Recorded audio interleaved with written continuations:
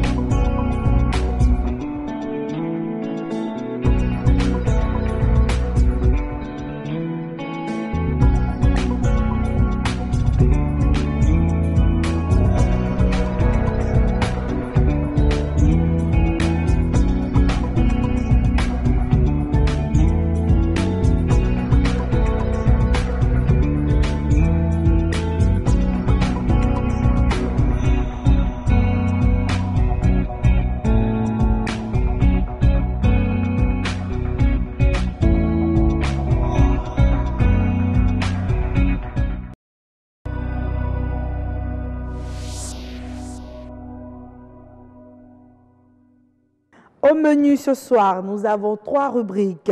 L'IAM, un tubercule qu'on aime bien consommer au Bénin. Pour preuve, nous avons même des régions où on fête la nouvelle IAM. Vous êtes-vous déjà demandé si consommer de l'IAM était bon pour la santé? Avec Nature et Bien-être, on en parle. Autant savoir revient sur les OTT, mais pour nous intéresser principalement aux perspectives qu'offrent ces OTT au réseau Télécom. Eh bien, c'était hier la journée mondiale de l'architecture. Aujourd'hui, avec l'expert, nous revenons dessus, mais beaucoup plus pour parler des BTP. BTP, quels sont les outils pour une réelle croissance économique? On en parle tout à l'heure avec l'expert du jour. Nous allons faire aussi un tour à la rédaction, vous le savez. Et d'ailleurs, Roch est déjà là, bien installé, bien calé. Roch, Aurélien Koinou, bonsoir. Bonsoir, Agnat Bello. Toujours un plaisir de vous avoir avec nous. Le plaisir est partagé, hein, Agnat. Alors, qu'est-ce que vous avez mijoté pour nous ce soir? Eh bien, mesdames et messieurs, au menu du 1945 ce soir, nous parlerons du couple entrepreneuriat leadership comme une porte de sortie du chômage et surtout des secrets d'un bon entrepreneur. Nous ferons aussi un clin d'œil aux femmes atteintes de la surdité. Pour leur épanouissement, eh bien, elles se sont constituées en association. Une équipe de notre rédaction a passé une journée avec elles. Et enfin, un expert va nous entretenir sur les droits de l'homme et surtout comment prendre conscience de la fragilité des personnes vulnérables et voler à leur secours. Le développement de ces grandes lignes, mesdames et messieurs, c'est à partir de 19h45 minutes. Agnat Bello. Roch, Aurélien Koinou, merci pour tous ces titres. Nous sommes pressés de découvrir le menu qui nous paraît si alléchant. Donc on se dit à 19h45, le grand rendez-vous se poursuit avec le premier plateau qui s'installe à présent. Autant savoir.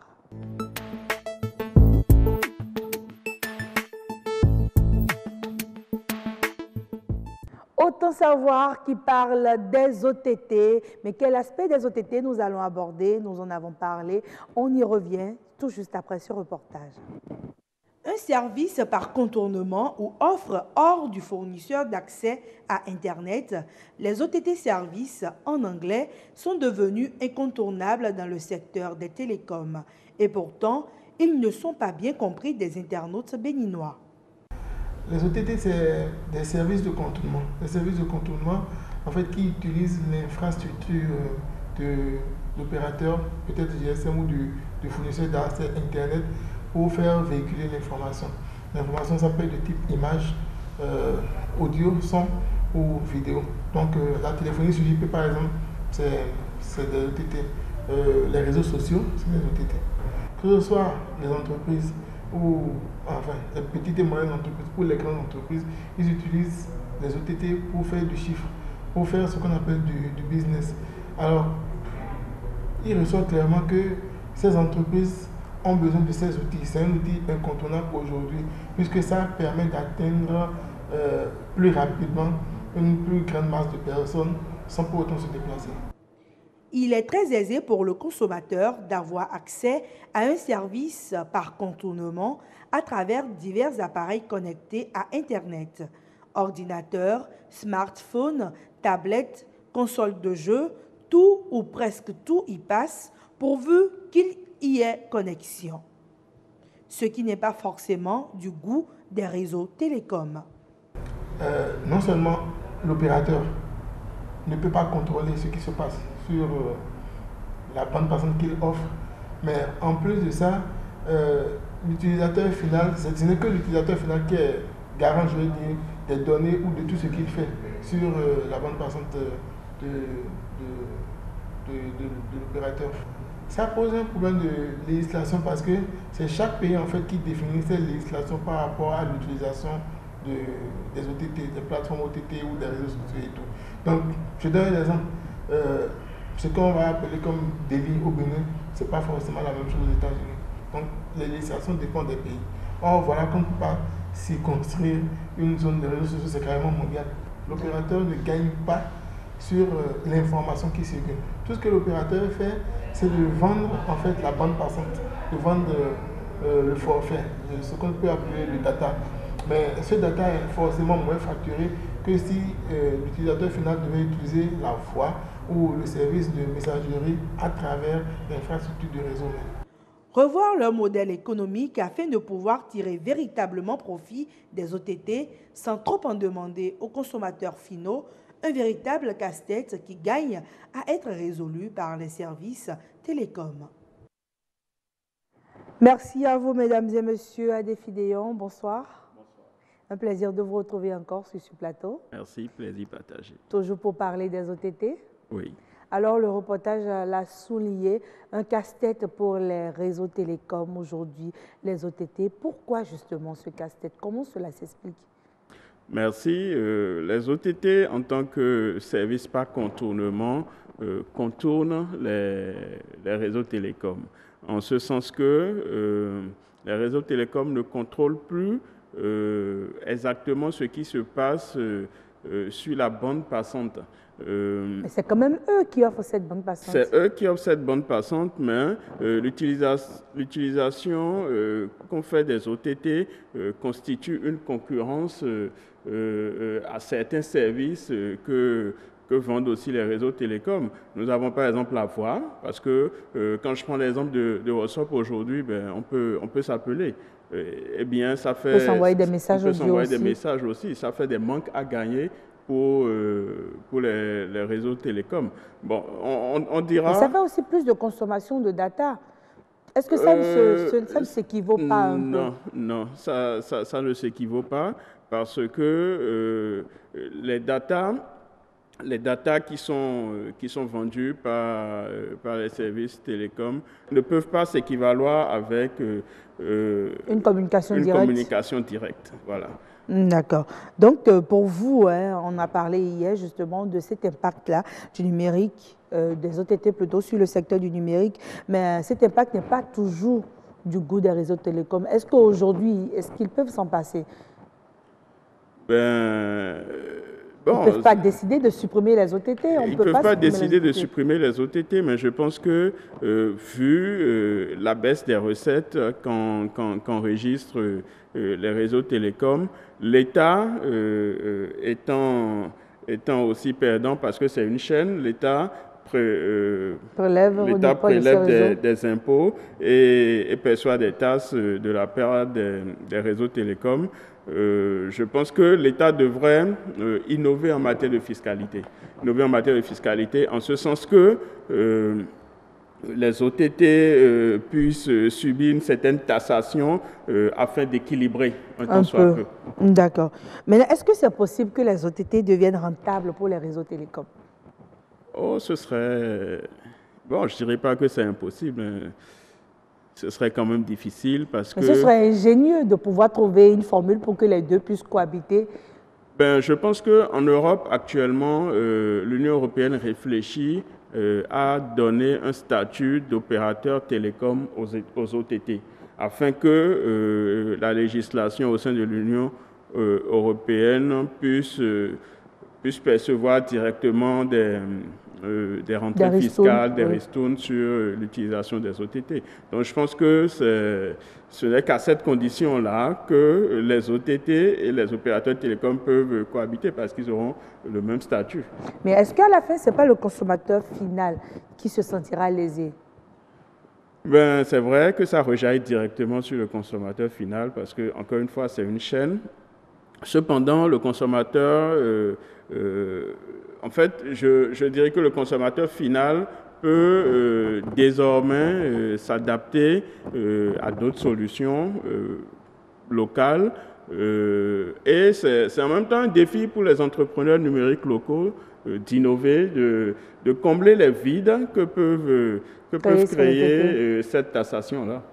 Et puis, il faudra aussi, bien sûr, que l'État fasse du protectionnisme vis-à-vis des solutions locales afin d'encourager les entrepreneurs numériques locaux à créer des solutions pour combler ce vide. Mais justement, est-ce que ces solutions locales aussi, pour la plupart, ne se retrouvent pas dans les OTT? Ben, ces solutions locales, oui, puisque ces solutions locales seront un peu à l'image des OTT. Si. Cependant, c'est un investissement et comme elles sont locales, ben, on pourrait les considérer comme des entreprises locales et prélever directement des impôts sur ces solutions-là. Puisqu'on n'aura pas affaire à des structures qui sont à l'international et que les consommateurs béninois utilisent, on pourra prélever directement. Directement, oui. Alors, à part ça, dans quelles autres conditions les OTT peuvent cohabiter avec les réseaux télécoms? Ben, on pourrait entrevoir une taxation pas très élevée, mais quand même une taxation qui puisse permettre aux utilisateurs de faire les choix et d'utiliser les OTT d'une part et les solutions locales d'autre part en fonction des priorités. Mais justement, jusque-là, on a beaucoup de Béninois amoureux d'éthique, consommateurs d'éthique qui aujourd'hui sont devenus des habitués des OTT. Vous avez évoqué tantôt la taxation, on a encore découvert d'autres OTT, notamment VPN. Il y a Rocco-Rolien d'ailleurs qui voulait avoir la définition de vous, du VPN. Merci. Ben, je dirais que les VPN sont des solutions qui permettent en fait de contourner la taxation en ce sens que avec les VPN, vous pouvez être au Bénin. C'est-à-dire, votre position géographique peut se situer au Bénin, mais votre adresse IP peut notifier que vous êtes dans un autre pays. Sur ce plan-là, les réseaux télécoms ne peuvent plus vous tasser parce que vous avez une fausse adresse IP.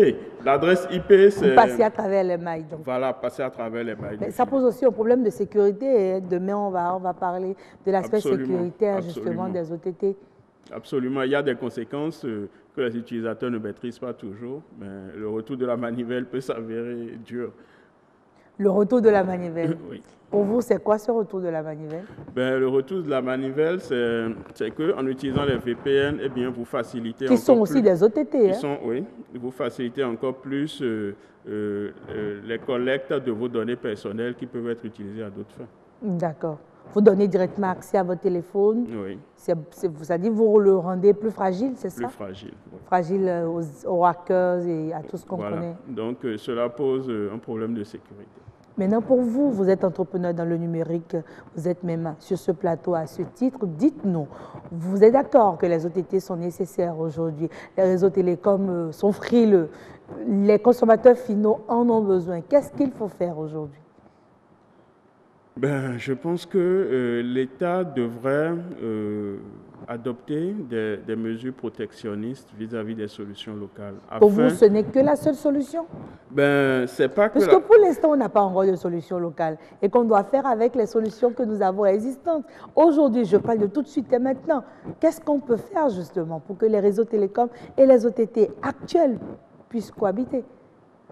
Je pense que les OTT n'ont aucun avantage à vouloir passer un accord avec les réseaux télécoms. Parce qu'ils ont une vocation globale. Ils arrivent en fait à faire leurs chiffres en contournant le système. C'est la base même des OTT. C'est la base même des OTT. Donc, s'allier au système ne saurait arranger les OTT. Donc, voilà, c'est comme si les OTT étaient des hors-la-loi. Mais pourquoi est-ce que les réseaux télécoms, ces réseaux télécoms même ne mettaient pas sur place tout ce qu'on a comme réseaux sociaux, toutes ces infrastructures-là? Je suppose que ce serait peut-être plus structuré parce que c'est quand même des offres dont on a besoin et le manque était là. On avait besoin d'envoyer des messages audio, on avait besoin de pouvoir faire des appels vidéo. Tout ça, on ne les avait pas avec les réseaux télécoms. Aujourd'hui, avec les OTT, nous avons une autre façon de communiquer et cette façon quand même a été du goût de beaucoup de personnes. Je pense que tout ça fait partie de cet attrait que nous avons pour les OTT. Oui, absolument. Vous ne me direz pas le contraire, parce que vous êtes aussi amoureux des OTT, il faut l'avouer sur ce plateau, décidément. C'est vrai, les OTT, on a tous trouvé une certaine utilité à utiliser les OTT. C'est vrai que les réseaux télécoms pourraient innover en créant ces mêmes services, mais aujourd'hui, la concurrence est rude parce que avec la découverte de la voix sur IP, VoIP, eh bien, tout le monde, en tout cas tout développeur de solutions, peut s'approprier cette technologie afin de créer un service par contournement. Donc, la concurrence est rude. Les réseaux n'ont pas pris le devant. Les OTT ont été en avance. Sur le devant de la scène. Donc, revenir sur le devant de la scène, c'est possible. Nous proposer autre chose que le service de messagerie SIM qu'on connaissait et la téléphonie mobile SIM telle qu'on la connaît. C'est dépassé, ça. C'est possible, mais quelle serait la rentabilité? Parce que je pense que c'est là... plus facile de taxer. Là, vous savez, vous pouvez améliorer au niveau du coût. Le coût peut être direct. Au lieu que ce soit seulement en data que vous percevez peut-être même sur le coût de l'appel. Oui, mais est-ce que... Si vous avez une application comme WhatsApp, par exemple, qui est développée par un réseau et que beaucoup de personnes l'utilisent, pour pouvoir taxer, ce ne sera pas seulement taxé au niveau de la consommation des données, mais aussi sur peut-être la durée de l'appel, ou peut-être même la forme qu'aurait pris l'appel, je ne sais pas. Je pense que tout ça, ça fait de la gymnastique que vous suggérez aux réseaux télécoms. On est face à un casse-tête et il faut des réponses, et des réponses innovantes tout de suite et maintenant. Puisque... Il faut des réponses innovantes, mais je pense que la concurrence déloyale, la menace des OTT sera toujours présente. Parce que c'est un système et c'est un contre-système. Donc, autant le système évolue, autant le contre-système aussi évolue. Le contre-système aussi évolue. J'aurais aimé que vous ayez une bonne nouvelle à annoncer au réseau télécom parce qu'on a besoin des OTT, on a besoin aussi des réseaux télécoms. Oui, je pense que les réseaux télécoms n'ont pas le choix. Il faut s'adapter. Je pense tout simplement que ces réseaux télécoms n'ont pas encore trouvé la bonne formule. Je suis sûr que dans leur laboratoire, ils sont en train d'y réfléchir. Oui. Quelle piste de solution vous pourriez leur donner justement? Je pense que vous avez commencé par donner la piste de solution, en ce sens qu'il faudrait qu'ils innovent, qu'ils s'adaptent un peu, faire pareil que que les OTT. Cependant, en termes d'offres et tout, c'est vrai, ils vont innover, mais l'innovation a un coût. Je ne sais pas s'ils pourront faire en sorte que l'accessibilité à ces solutions-là puisse être aussi à coût aussi forfaitaire que les OTT. Donc là est le défi et je pense que c'est surtout à ce niveau que ça doit bloquer.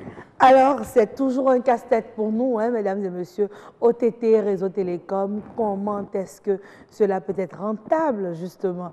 Jusque-là, on n'a toujours pas de réponse. On poursuit. On espère que les réflexions vont se poursuivre aussi de votre côté. Si vous avez des propositions de solutions, nous sommes là pour pouvoir les recevoir des vidéos. Merci. Merci à vous. Alors, demain, nous allons pouvoir parler de l'aspect législatif, justement, et de l'aspect sécuritaire des OTT avec un autre invité. Merci à Défidéon de nous avoir accompagnés hier et aujourd'hui. On passe à une autre rubrique et ce sera l'expert.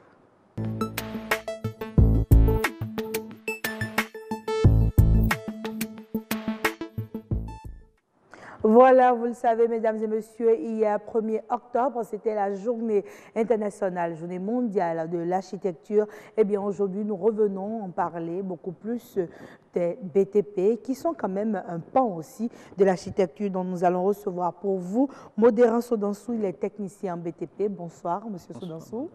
Comment vous allez? Très bien, merci. C'est un plaisir de vous recevoir sur ce plateau. C'est votre première fois sur BB24? C'est ma première fois. Le plaisir est partagé d'être avec vous. On espère qu'on vous aura pour d'autres fois aussi. Alors déjà pour vous, hein, en tant qu'acteur quand même aussi, hein, vous travaillez avec des architectes, une journée comme celle d'hier. Comment est-ce qu'il fallait la célébrer? Je pense que quand on parle de l'architecture, c'est de l'art qui vient un tant soit peu améliorer l'habitation humaine. Je ne sais pas, parce que l'architecture se retrouve dans plusieurs domaines autres que les bâtiments. Et si nous avons eu besoin de l'architecture, c'est parce qu'il y a des besoins de l'homme que, entre-temps, avec tout ce que nous avons comme outils de bord, on n'arrivait pas à satisfaire. D'accord. Donc l'architecture vient moderniser un peu tout cela. cela. Comment se fait la collaboration entre les techniciens BTP et les architectes? Les techniciens BTP, en fait, c'est un travail de chaîne qui se fait. Oui. D'abord la conception. Oui. La conception commence par l'architecte. L'architecte, lui, il tient compte de l'environnement pour produire son plan. Non seulement l'environnement, il y a la surface. La superficie dont il dispose, et aussi le besoin de celui qui va vers lui, ou le propriétaire d'une maison qui va voir un architecte qui exprime son besoin de logement, et en fonction de ce qu'il aurait demandé, il lui propose un plan. Et après le plan? Après le plan, il faut passer au dimensionnement. Et qui s'occupe du dimensionnement? C'est toujours l'architecte. L'ingénieur bâtiment. L'ingénieur bâtiment. Donc déjà là, on a déjà l'ingénieur bâtiment. Nous avons l'ingénieur bâtiment et c'est toujours, l'ingénieur bâtiment s'occupe toujours de la conception. Ça, c'est un niveau de conception qui passe de l'architecte à l'ingénieur. Oui. Et c'est ce que nous appelons le dimensionnement. Le dimensionnement, ce n'est pas pour dire telle chambre va mesurer tel mètre, ou bien non, ce n'est pas ça. Mais le dimensionnement s'occupe beaucoup plus des poutres, c'est des termes techniques, parce que l'architecte, lui, il s'occupe de la forme, de la beauté. D'accord. Mais l'ingénieur s'occupe du fond, de la résistance, de la descente des charges. D'accord. Alors, on va éviter, comme vous le dites, de rentrer dans les détails techniques. Aujourd'hui, nous voulons beaucoup plus parler des BTP. Est-ce qu'on peut dire que les bâtiments et travaux publics peuvent constituer des outils de croissance économique? Naturellement, parce que vous n'êtes pas sans savoir que avant de travailler, il faut bien dormir. Et bien dormir, se réveiller, conditionne l'environnement dans lequel on se repose. pour être mentalement équilibré et travailler. Du coup, c'est comme nous travaillons que nous apportons des valeurs ajoutées à notre nation et ça passe. Les valeurs ajoutées contribuent à la croissance économique, n'est-ce pas? D'accord. Maintenant, en tant que secteur, c'est-à-dire le travail même que vous abattez, est-ce que vous avez vraiment l'impression d'être un maillon essentiel de l'économie béninoise en tant que technicien BTP? Je pense que aujourd'hui, pour exercer le métier de façon officielle, il faut être déclaré, avoir une entreprise, avoir un registre de commerce, être déclaré. Et quand on est déclaré auprès des fiscs, ça implique une certaine cotisation. Ça voudrait dire que tout ce que nous menons comme activité est taxé par les fiscs. Et du coup, c'est sur le plan de la valeur ou des taxes que nous apportons à la caisse. Je pense que ça pourrait contribuer à l'édifice de notre nation, je pense. D'accord. Alors, en termes de stratégie d'aménagement urbain et tout ça, vous êtes aussi dans tout ça. Mais dites-nous, est-ce qu'aujourd'hui, on peut dire qu'on construit beaucoup plus de bâtiments avec des techniciens bâtiments ou on construit toujours comme on construisait avant? C'est une question vraiment intéressante. Il y a nous avons une certaine possibilité. Je voudrais dire que l'intellect qu'il faut pour avoir un bâtiment, ça existe, mais tout le monde n'en profite pas. Parfois, des gens se servent de la routine. Comme j'ai eu à travailler à tel endroit ou j'ai eu à faire tel bâtiment avec un technicien donné. Bon, pour avoir eu certaines connaissances, je peux le faire sans le technicien. Sans savoir que tout est relatif.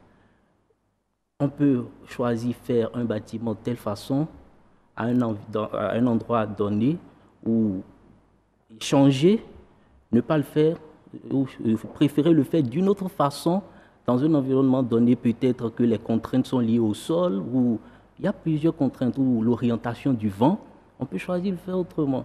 Mais des gens, beaucoup minimisent un peu la prestation du technicien dans la réalisation de leur bâtiment. Mais justement, c'est vrai que vous êtes technicien BTP, c'est difficile de ne pas se défendre soi-même, mais moi j'aimerais savoir, est-ce que ce n'est pas possible de construire une maison sans un technicien en BTP?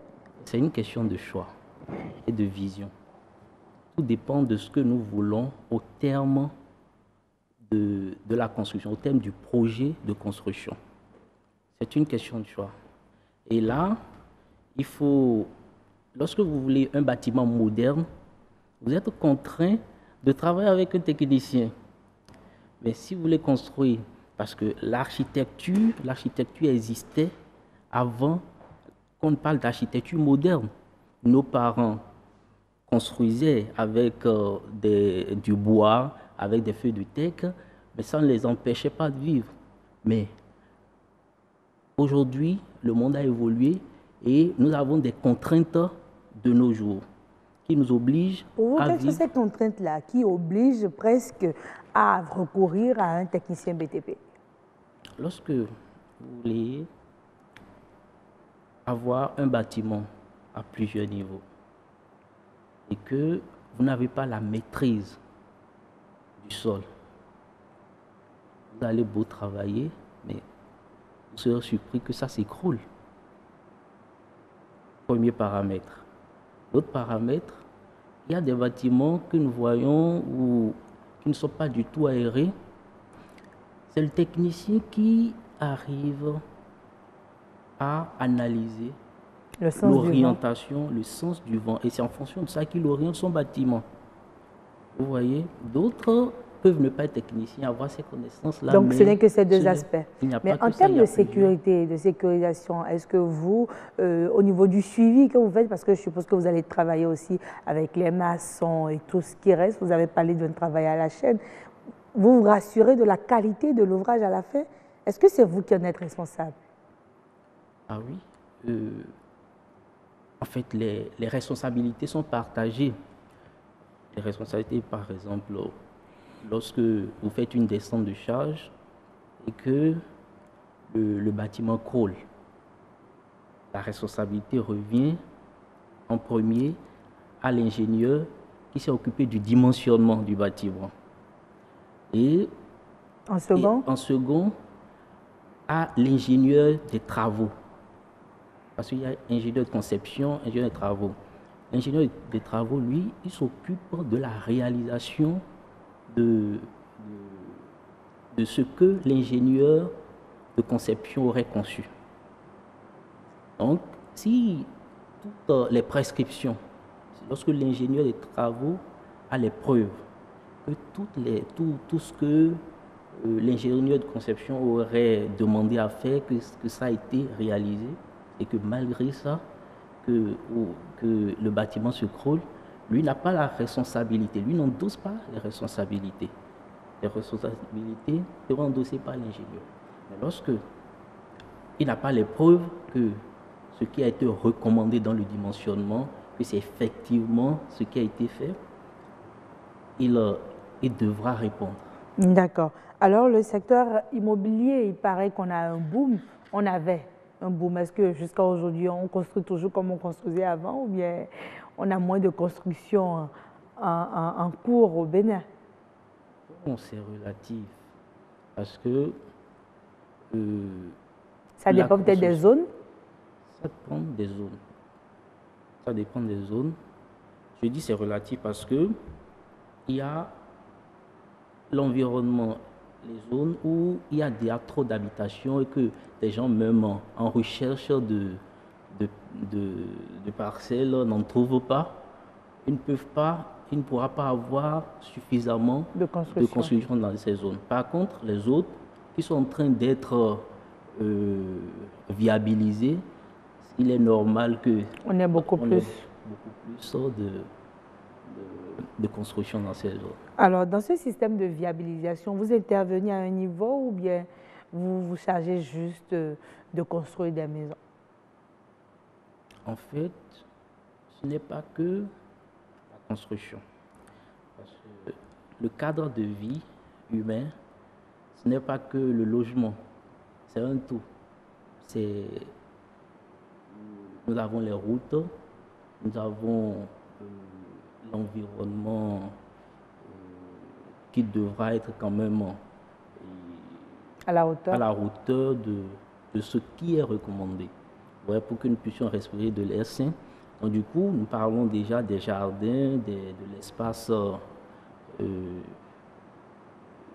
et il y a plusieurs choses que nous retrouvons de faire, les décorations à divers endroits et les problèmes de tout. C'est un tout. D'accord. Ça veut dire qu'on peut dire que les BTP sont presque un secteur transversal. Oui. D'accord. Dites-nous justement, comment est-ce qu'on devient technicien BTP? Technicien BTP, c'est d'abord, ça dépend, parce qu'être technicien BTP, quand on parle de technicien BTP, c'est un domaine suffisamment vaste. Il y a plusieurs spécialités. D'accord. Mais déjà, il y a un tronc commun. Il faut partir avec quel baccalauréat déjà? Ou c'est avec un niveau un peu plus bas? Un baccalauréat scientifique. Un baccalauréat scientifique. Maintenant, lorsque vous voulez commencer par les lycées, vous pouvez avoir des différents bacs, F4. Et, il y a plusieurs secteurs et plusieurs voies qu'on peut emprunter pour être... Mais le point commun déjà, du moment où c'est la représentation dans l'espace, il faut être un amoureux des mathématiques, de la géométrie précisément. D'accord, il faut aimer la géométrie. Vous avez un appel à lancer aux jeunes qui ont peut-être envie de faire comme vous. Ce sera en 30 secondes, ce sera votre mot de fin. Bon, les BTP, c'est vraiment un bon métier, c'est passionnant. Lorsque vous travaillez, vous faites une réalisation, que c'est joli, ça vous passionne. Et je demanderais aux jeunes de vraiment s'intéresser. C'est un métier porteur et nous avons besoin de la main-d'œuvre parce qu'il n'y en a pas encore suffisamment. D'accord. Merci beaucoup. On a compris, on n'a toujours pas assez de techniciens BTP. Donc, si vous recherchez un secteur porteur, vous avez le métier qu'il vous faut à votre portée. Mais pour ça, il faut aimer les matins. Ça a été dit sur ce plateau. Il faut aimer les mathématiques. Nous passons d'un plateau à un autre. À présent, Nature et Bien-être s'installe.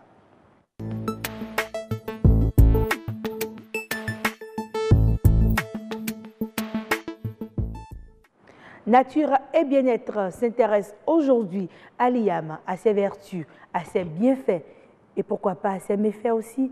On va en apprendre davantage après ce reportage.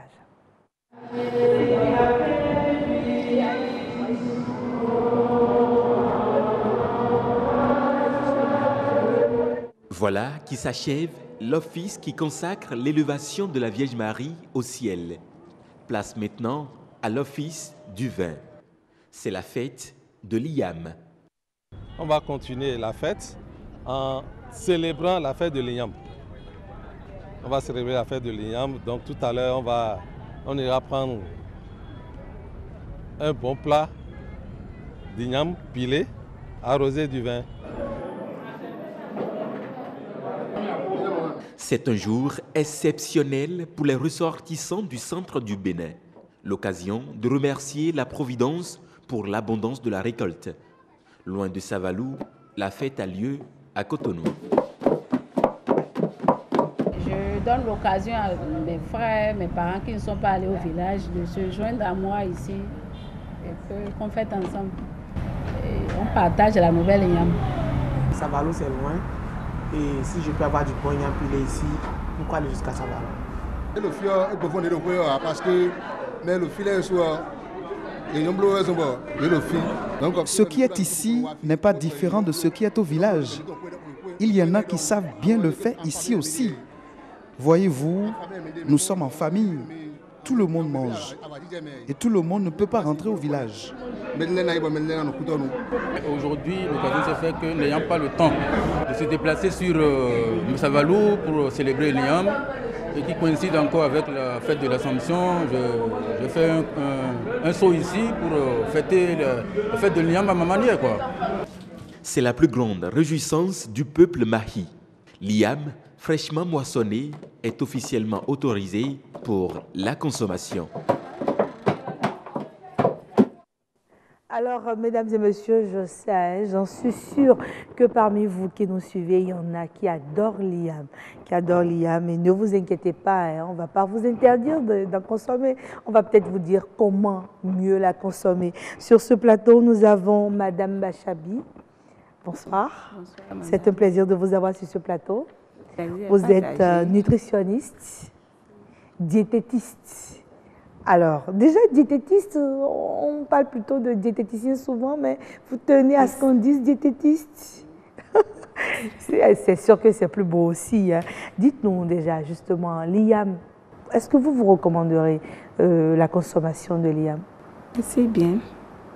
L'IAM, d'abord, c'est un tubercule. Et quand nous allons le classer selon le guide alimentaire béninois, l'IAM est classé dans le groupe des féculents. Et quand nous disons féculents, tout ce qui recouvre céréales et puis tubercules.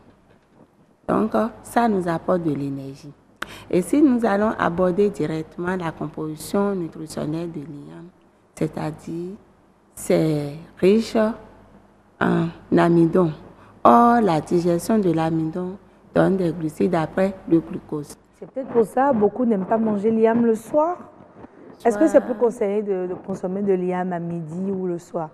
On peut consommer l'IAM à tout moment. À tout moment de la journée? À tout moment de la journée, parce qu'il nous faut 3 repas. Soit vous pouvez prendre ça au petit déjeuner ou bien à midi, c'est-à-dire le déjeuner, oui, ou bien au dîner. Mais c'est la portion qu'il faut respecter, qu'on ne respecte pas. Pour vous, quelle est la portion, justement? Effectivement, j'avais dit tantôt que l'IAM est riche en amidon et le devenu de l'amidon. Ça nous apporte de l'énergie. Oui. Et ce qui est recommandé, il nous faut pour la femme environ 2100 kilocalories d'énergie à repartir par jour, à repartir sur les 3 repas. Sur les 3 repas. Donc, quand vous divisez 2100 divisé par 3, vous avez environ 700. Et voilà qu'on nous demande de prendre 2 portions d'igname pilé ou bien l'igname, c'est-à-dire les tasses des boules d'acassa que nous vendons à 50 francs. Si vous prenez 75 grammes d'igname que vous préparez, vous pilez, vous avez une portion d'igname pilé qui est recommandée, ou bien si c'est la forme bouillie. Vous voulez dire que l'igname qu'on achète à 500 francs, c'est déjà trop? Non, déjà trop, on a déjà les 2 portions. Il nous faut 2 portions. D'accord. 500 francs, il faut 2 portions. Il faut 2 portions. Mais quand tu prends une seule portion, déjà, ça nous apporte 45 grammes de glucides. Et 45 grammes de glucides, or, il y a 1 gramme de glucides nous donne 4 kilocalories. Quand vous faites 45 fois 4 là, ça fait 180. Fois 2 portions maintenant, ça fait 360. Vous voyez? Or, ce n'est pas seulement l'igname seul que vous allez manger. Il y aura la viande. La sauce d'arachide. La sauce d'arachide. Il y aura la viande. Il y aura le fromage. Tout ça là, quand vous mettez ça tout ensemble là, vous dépassez les 700 kilocalories qui est recommandé par repas. Donc, si vous dépassez à ce niveau-là, vous pouvez peut-être baisser et manger peut-être de la laitue. Et effectivement, si vous constatez que c'est au déjeuner que vous avez pris l'igname ou bien au petit déjeuner et vous avez déjà excédé l'apport d'énergie qui a été recommandé, vous abaissez. C'est pour ça la nutrition, qu'est-ce qu'on nous dit? Le matin, il faut manger comme un roi. Parce qu'il vous faut du carburant. Ne me dites pas que vous êtes d'accord avec les femmes du Nord qui adorent piler l'igname tôt le matin. Le matin, c'est bon parce que vous avez besoin du carburant pour l'organisme, le cerveau et tout ça. À midi, vous travaillez encore, vous en aurez besoin l'organisme. Mais le soir, vous n'avez plus besoin d'énergie. Là, on mange comme un esclave le soir. Il faut que l'apport énergétique que vous avez donné, il faut réduire. Et donc, pour vous, vous avez parlé tantôt de 2100 kilocalories en ce qui concerne la femme. Pour la chez femme. les hommes, 2200 voire 2300. Pourquoi les hommes, ils ont plus besoin de kilocalories que nous? C'est de l'injustice. C'est intéressant. Ce n'est pas de l'injustice. Ce n'est pas de l'injustice. Et il arrive des fois que dans la société, les travaux rudes, là, c'est beaucoup plus les hommes. Et même, ça peut s'augmenter. Vous avez ce que le docker a mangé, celui qui travaille comme docker, sa portion, ça peut aller jusqu'à 2600, 2700. Avec le travail qu'il a là-bas. Un journaliste qui effectue un travail sédentaire, lui, ce n'est pas la même chose. Parce que il doit même avoir peut-être moins de 2100 kilocalories. Non, 2200. Parce qu'il ne dépense pas assez d'énergie physique. Il dépense l'énergie, l'intellectuelle, l'énergie provenant du cerveau. Vous voyez? Oui. Donc, il ne dépense pas. Donc, l'apport en énergie du docker serait plus élevé que celui... Puisque c'est un travail manuel qui demande beaucoup d'efforts physiques. Il y a aussi l'environnement. Celui qui travaille dans le frais, l'apport en énergie doit être différent que celui qui travaille dans le chaud. Vous voulez dire, comme notre studio est climatisé, tout est frais, il nous faut moins d'énergie. Il n'a pas trop d'effet. Ceux qui travaillent dans les conteneurs frigorifiques et consoles, il y a cet effet. Finalement, la forme la plus connue de consommation de l'igname actuellement, c'est beaucoup plus l'igname pilé. Oui. Est-ce que c'est conseillé cuit à cette température-là? Est-ce que ça a toujours toutes ses vertus normales et tout? Conseillé à cette température, je vais dire oui.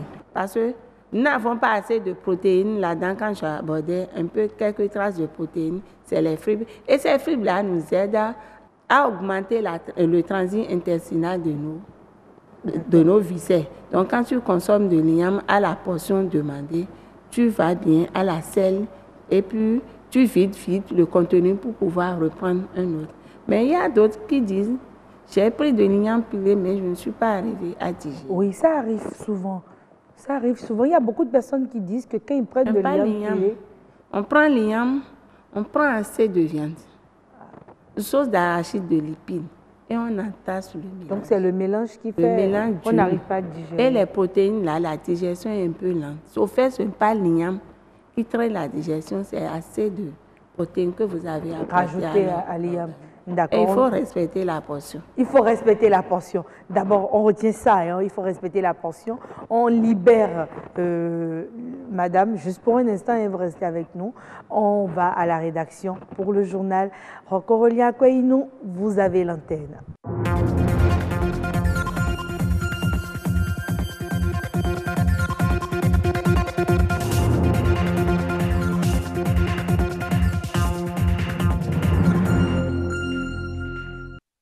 C'est l'heure de la grande édition du soir. Mesdames et messieurs, bonsoir. Voici les titres de ce journal. L'entrepreneuriat et le leadership, ce couple de management reste une porte de sortie du chômage. Mais quels sont les secrets d'un bon entrepreneur? Quelques-uns vous seront dévoilés dans cette édition. Les femmes sourdes du Bénin disent non à la surdité comme handicap à leur épanouissement. Face aux réalités auxquelles elles sont confrontées, elles se sont mobilisées en association pour défendre leurs droits. Et enfin, nous parlerons du respect des droits de l'homme, souvent foulés aux pieds. Comment prendre conscience de la fragilité des personnes vulnérables et voler à leur secours? Un expert de la question nous en entretiendra.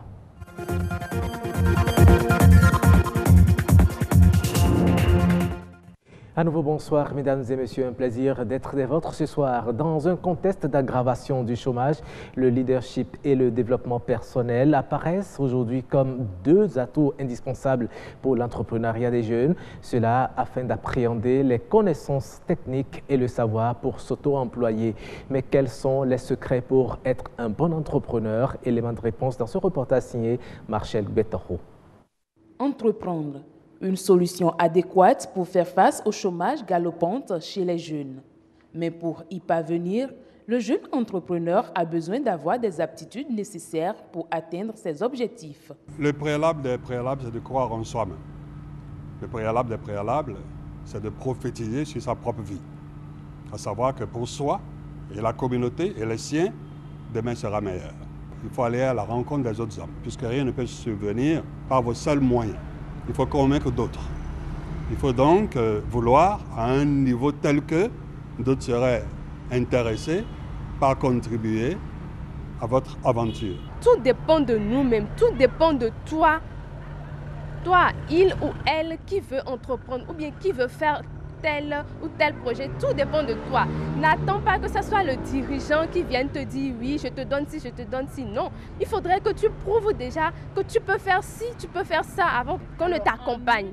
Nous devons nous focaliser sur nous-mêmes et ne plus regarder les autres et savoir ce que nous voulons réellement et continuer tout droit et atteindre nos objectifs. Ne pas disposer d'une bonne capacité en leadership avant de se lancer dans un projet d'entrepreneuriat peut être une menace. Je ne recherche pas les causes et les raisons de l'échec des entreprises qui sont créées dans nos systèmes. Je ne recherche pas ces causes-là dans les entreprises, mais je recherche ces causes-là dans les individus. Pour que vous créiez une entreprise alors qui prospère dans le temps, vous devez avoir une vision noble. Vous devez avoir un rêve. Vous devez avoir des objectifs. Vous devez être frustré par quelque chose qui, tant que vous ne l'auriez pas réglé, vous ne pourrez pas dormir, vous ne pourrez pas manger. Nous manquons d'ambition, nous manquons de rêve.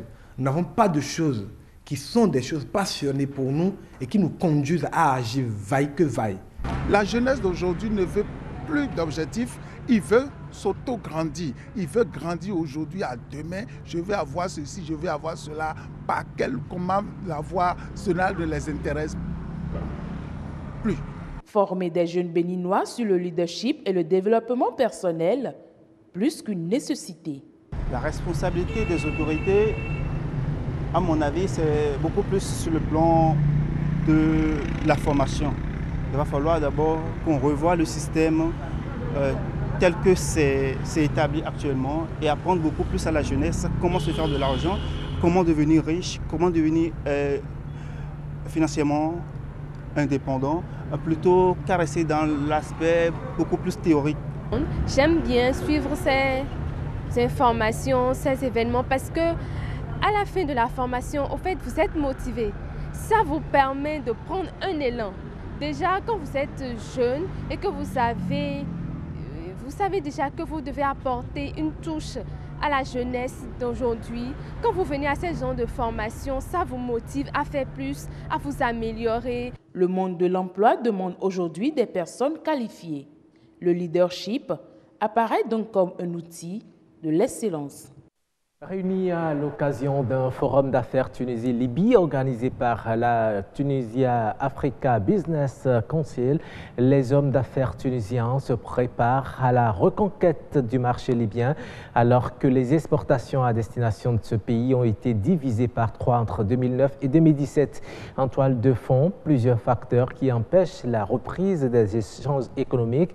Au nombre de ceux-ci, il y a le principal poste frontalier resté fermé pendant 2 mois cette année, réduisant à néant l'avantage de la proximité géographique. Passer par les airs se révèle aussi difficile. Seules les compagnies aériennes libyennes opèrent depuis Tunis. Au terme de ce forum, il est à espérer la reprise des relations commerciales entre les deux nations voisines. Le continent africain abriterait plus de la moitié du milliard de personnes à travers le monde n'ayant pas d'identité officielle. C'est ce qu'a indiqué la semaine dernière la directrice générale de la Banque mondiale à l'occasion d'une réunion organisée en marge de l'Assemblée générale des Nations unies. D'après les données de l'institution, environ 494 millions d'individus ressortissants de l'Afrique subsaharienne seraient sans preuve d'identité officielle. Pour résorber le problème, la Banque mondiale a annoncé qu'il faudrait mobiliser 6 milliards de dollars pour mettre en œuvre plusieurs initiatives visant à mener de larges campagnes d'identification numérique et d'enregistrement des faits d'état civil à l'échelle du continent. La surdité est un type d'handicap de perception. Ceux qui en sont atteints sont malheureusement considérés comme des personnes anormales, alors qu'elles sont toutes aussi normales que vous et nous, à la différence de la parole qui est remplacée par le langage des signes. Pour leur épanouissement, les femmes sourdes du Bénin se sont mobilisées au sein d'une association. Louis Koudogbo et Marianne Bossemede ont passé une journée avec elles, suivant leur reportage.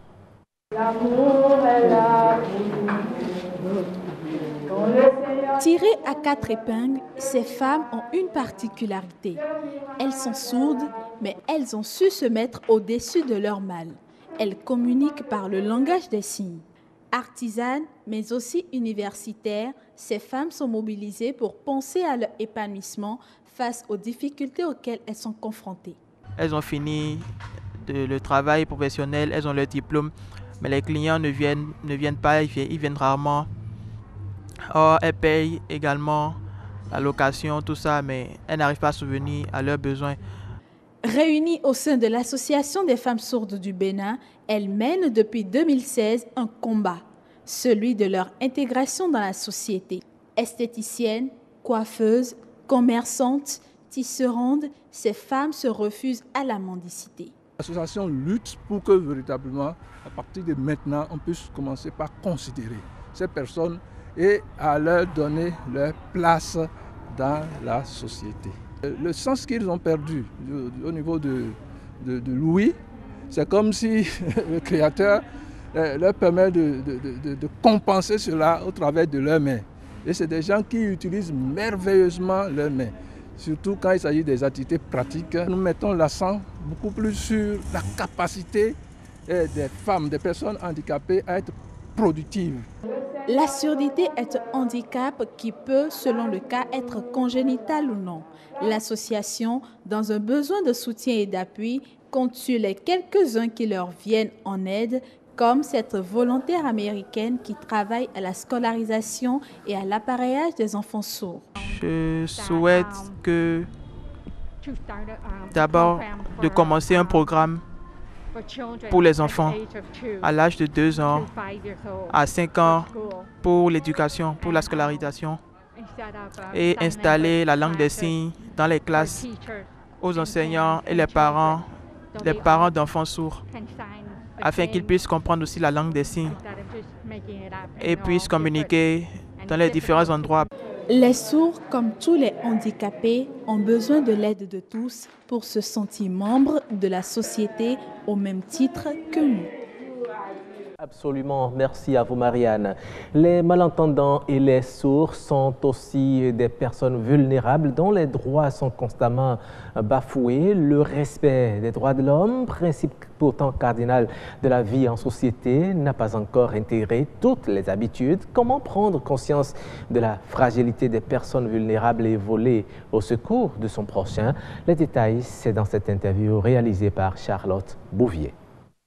Une personne vulnérable, c'est une personne qui n'a pas de soutien en tant que telle. C'est une personne qui n'a pas tous ses sens. Il y a plusieurs catégories de personnes vulnérables. Nous avons les orphelins, nous avons les handicapés, toutes sortes d'handicaps, et nous avons les personnes âgées. Les problématiques pour chacun de ces trois groupes sont diverses. Les orphelins, ils ont un problème d'éducation et de nutrition. Les handicapés, ce sont des personnes qui sont vraiment lésées dans le monde. Pour les personnes âgées, la problématique qui s'installe, c'est la lutte contre la maltraitance. Pour les orphelins, à l'approche de la rentrée scolaire, nous sommes obligés de les assister avec les kits scolaires. Pour les handicapés, nous avons quelques partenaires qui nous aident à leur fournir les matériels dont ils ont besoin pour s'épanouir. Le gouvernement est sensible à ces personnes vulnérables parce qu'il y a le ministère qui est là et il y a aussi les organisations des Nations Unies qui sont ici. Il y a deux organisations non gouvernementales qui sont ici et qui s'occupent de ces couches. Il y a aussi le clergé, les religieux qui essaient de s'adonner aussi à ça.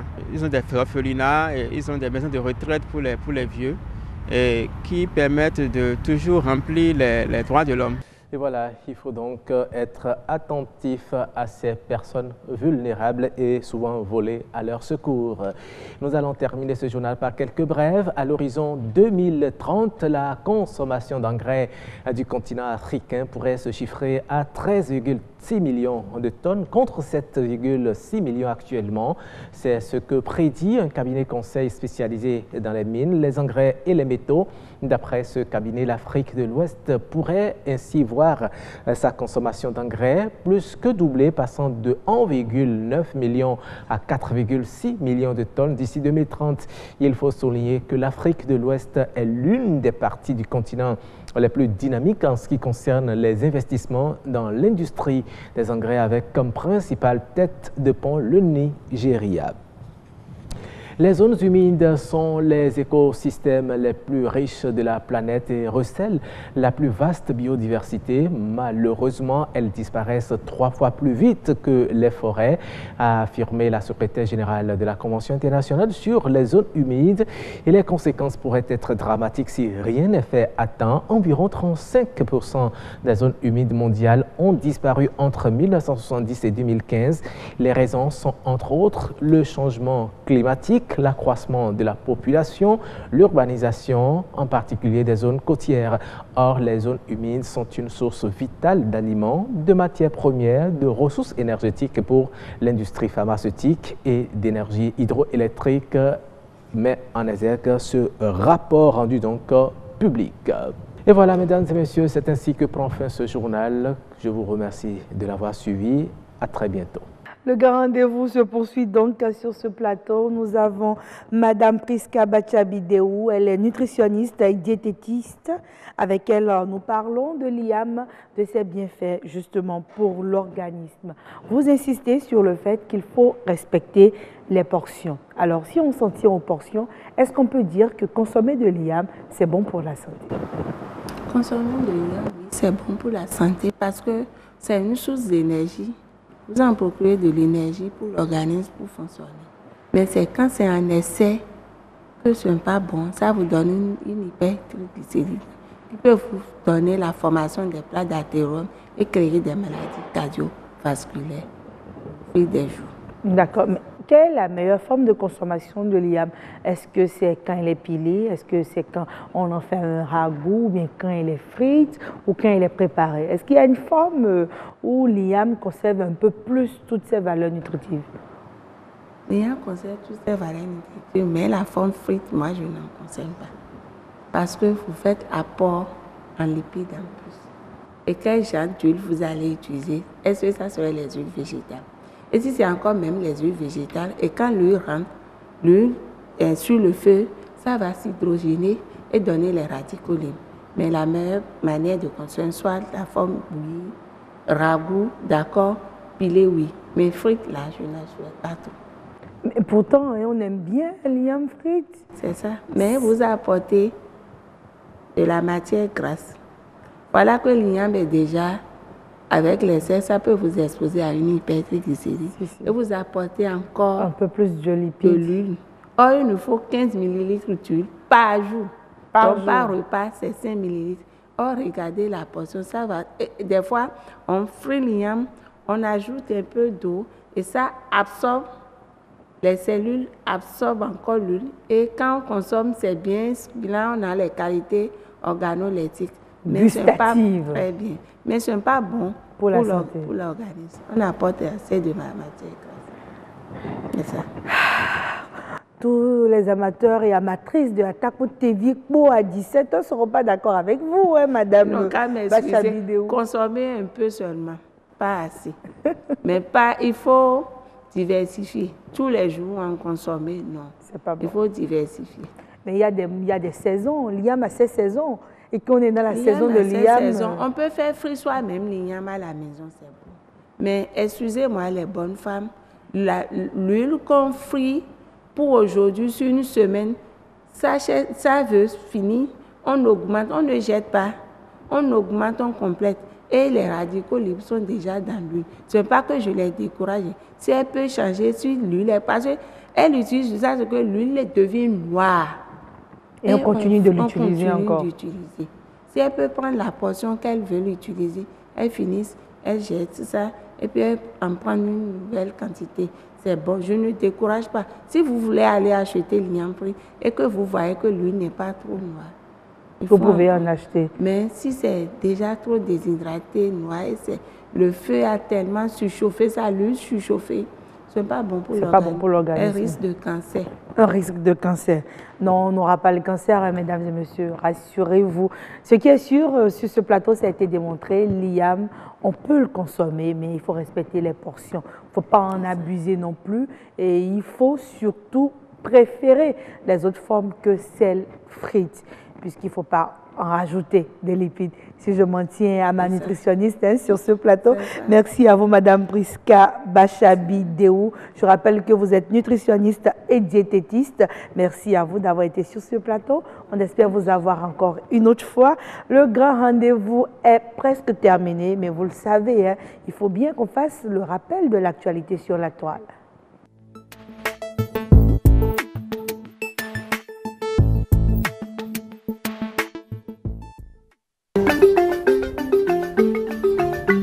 Nouveau recrutement dans les universités du Bénin. 100 assistants attendus qui seront sélectionnés et répartis dans 4 universités. 40 au profit de l'université d'Abomey-Calavi, 35 pour le compte de l'université de Parakou, 10 pour l'université nationale d'agriculture et 15 pour l'université nationale des sciences, technologie, ingénierie et mathématiques. Le dépôt des dossiers a démarré hier lundi 1er octobre et prend fin le vendredi 19 octobre au plus tard au secrétariat du comité scientifique sectoriel de l'Institut, de la faculté ou de l'école concernée. Justice à présent pour vous annoncer que le tribunal de commerce de Cotonou a désormais un siège. C'est l'ancien ministère de la Justice qui lui sert désormais de cadre. L'inauguration est faite hier par le ministre de la Justice et de la Législation et celui du commerce. Pour le président du tribunal du commerce de Cotonou, William Kodjo Pakposou, cette institution a une mission précise, celle de sécuriser les investissements d'une part et d'autre part de sécuriser les relations entre les commerciaux, entre les investisseurs et les bénéficiaires. La mise en place de cette juridiction s'inscrit dans la mise en œuvre de la réforme judiciaire. À l'occasion, le ministre de la Justice et de la Législation, Séverin Quenom, a aussi annoncé l'installation de la Cour d'appel de commerce à Porto Novo d'ici la fin de ce mois.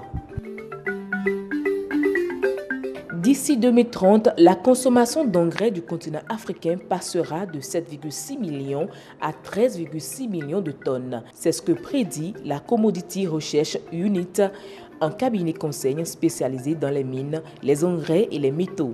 Cet essor sera essentiellement porté par l'Afrique de l'Ouest et de l'Est. Il faut souligner que l'Afrique de l'Ouest est l'une des parties du continent les plus dynamiques en ce qui concerne les investissements dans l'industrie des engrais, avec comme principale tête de pont le Nigeria. Deuil culture, le chanteur français Charles Aznavour nous a quittés. L'homme a tiré sa révérence à l'âge de 94 ans. Il aura marqué plusieurs générations par sa musique.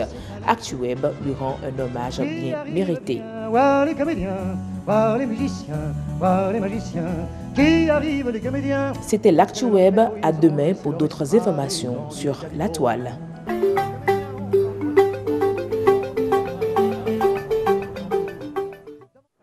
Et oui, un artiste ne meurt jamais. Merci à Yasmine Damata pour cet hommage au grand Aznavour. C'est toujours un plaisir de l'entendre chanter. Mesdames et messieurs, le grand rendez-vous est presque, que dis-je, fini. Mais d'abord, le rappel de la météo.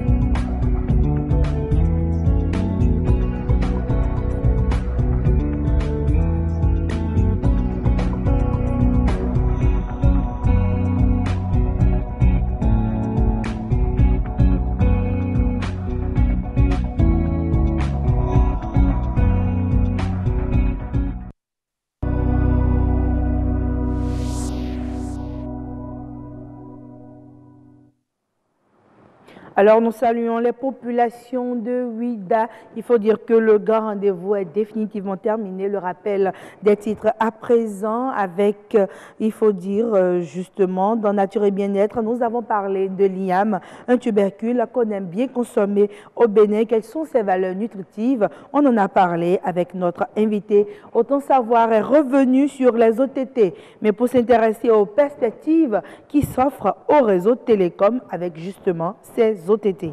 Journée mondiale de l'architecture, c'était hier, on en a parlé brièvement avec l'expert du jour, on s'est beaucoup plus appesanti sur les BTP, quels sont les outils pour une véritable croissance économique. C'était un plaisir d'avoir animé ce plateau du grand rendez-vous. J'espère que vous avez pris du plaisir à nous suivre. On se retrouve demain à la même heure.